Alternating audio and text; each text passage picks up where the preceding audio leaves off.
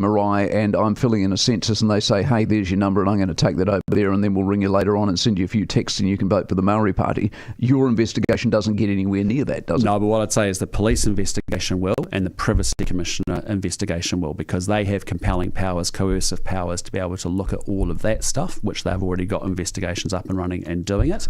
What I'm making sure is that actually New Zealanders know that there is trust and confidence in their institutions and that the agencies in particular, I don't want them essentially marking their own homework. I want to make sure that actually they've acted appropriately, managing potential conflicts of interest, because the allegations are pretty serious. So if you end up in a place where data roams from one organisation through to another organisation because someone's wearing multiple hats, that stuff I want to know, how has that been managed or not managed? Is that part the serious part, or is it the serious part the Maori Party who allegedly took information they weren't entitled to and used it in a way that's against the law? Yeah, well, that's why these allegations are incredibly serious, and that's why they need to be properly investigated. And the police and the Privacy Commissioner have those powers to do that part of it. And then I want to make sure, rather than having a series of individual agencies investigations, which are important, but actually that there's a whole of government response that we understand what government, I want to be reassured that government actually reacted well to it. Does the Privacy Commissioner have the power to subpoena people? Because yes, as I understand it, they and the police do. Because that's the only way you're going to get to the bottom of it. Correct. They've got those compelling powers, and that's why they've got those powers. And I can't run an investigation that runs over the top of all of that. Okay. And that's why when I looked at all the option set that I had in front of me, I decided that that was the best way to go. And they'll get an independent reviewer in. They'll be able to get the terms of reference and actually engage with all those agencies and make sure that we've got that they've done everything right. Because you seem to me to have rules and you have laws. So the rules, for example, is should a Marae whose candidate is the CEO then turn out to be a polling booth?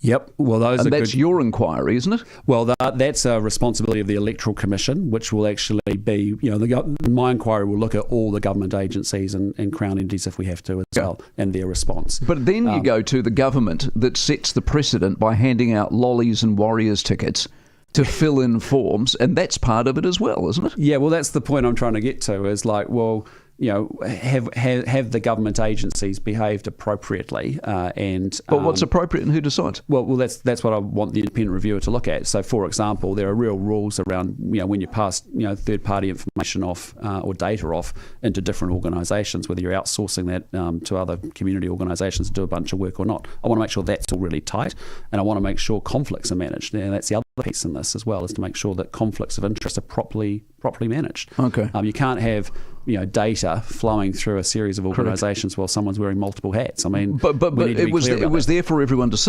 I mean, the CEO's the candidate who runs the Marae, which is the polling booth, which is the centre for the census, which is the centre for the COVID vaccine, and the Warriors tickets are being handed out, and we might be swapping numbers and texting people. And that's why I'm saying what a cluster! Yeah, well, that's why I'm saying the allegations are very serious. New Zealand prides itself on having really robust, quality public institutions. That's why I want sunlight put on it, because actually, if they're true, they're really serious. Yes, they are. And if they're not true, then equally the parties deserve clarity on that too. Without prejudging what the police might come up with as regards David McLeod, as the leader of the party, is your understanding he's administratively negligent? It's not criminal? Yeah, look, he's really made a big mistake. He's owned up to that. He's fully cooperating with the police. He's grateful that actually it's moved through to the police quickly. Should the police be? I mean, I know rules have been broken because we all seem to admit the rules were broken. I mean, have they got better things to do with their time? What are they going to do? Well, I mean, we've got an electoral system. We've got an electoral commission, and the resubmission of his return got got put back to the electoral commission, and then they determine whether it's a breach or not that requires police or serious fraud investigation. I think those things are kind of important. We don't want to have our public institutions, our democratic processes sort of undermined in any form of way. So let's follow the process. Okay. Chinese Premier, he walks into the room and you go, hello, Premier, how are you? How long before the There's a few translations that happen in between. Yeah. But how long before the word AUKUS comes up?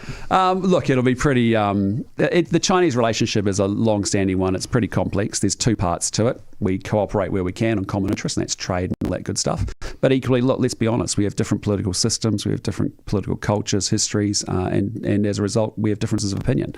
That's no different from any other relationship we have, frankly, as well. But we'll be talking about the issues that are important to us, and I'm sure he'll raise things with us He's too. only here in Australia because they're worried about the Americans. That's basically what it's about, isn't it? I mean, there's a bit of trade on the side, but... Yeah, well, actually, in this case, I mean, his focus is he's very much responsible for the economic agenda in China, and he's concerned concerned because China's obviously hitting headwinds. They've got a declining population.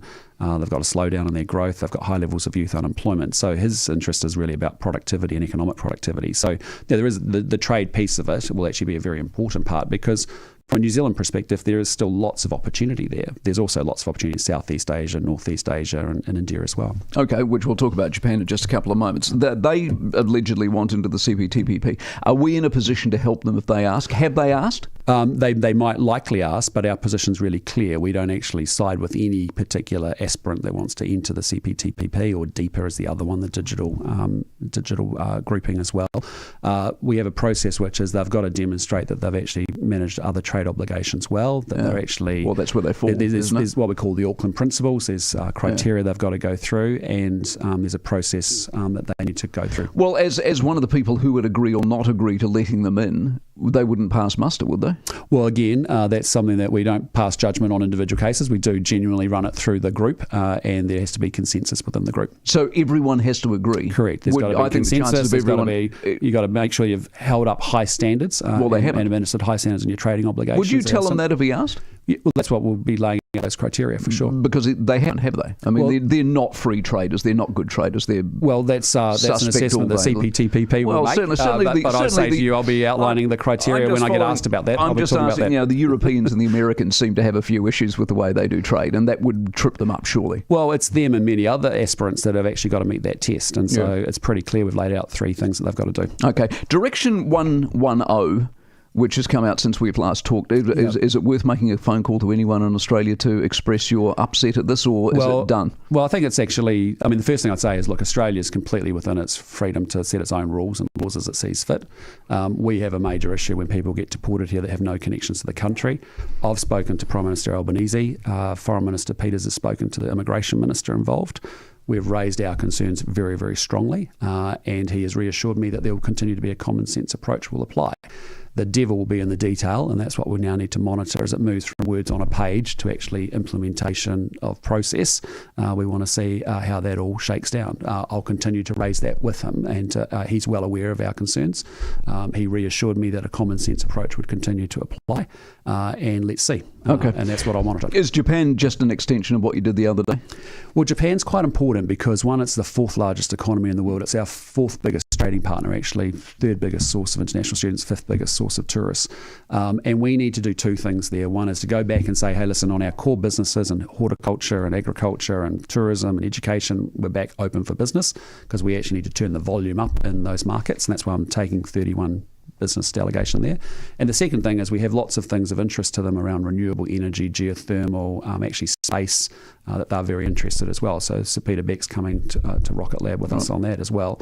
And then the other bit is the political piece, is that Prime Minister Kishida is a key player in the region now. From a security sense as well as obviously from an economic sense. So it's important that, again, I want the intensity of our relationships lifted big time. That's why when I've got a recess break, I'm shooting off very quickly, as I did last week, to the Pacific, this week to China, having China visitors, and then into Japan. Go well. You on the 757 again? Yeah, we will. It got us there, Mike, last time. It got us there. This one's further. Isn't it? It's a longer trip. Yeah, but I count down the takeoffs and the landings, and we go to Port Moresby for the refuel, and then on to Tokyo. So I've got every confidence. I've got more building confidence every time I get on that plane. All right, go well. Nice to see you. Prime Minister Christopher Luxon, 13 to 8. TradeDepot.co.nz. Trade Depot is Auckland's fastest growing supplier of kitchens, bathrooms and appliances. Oven cooktop rangewood sets $7.99. My Dear Smart Wi-Fi heat pump $6.99.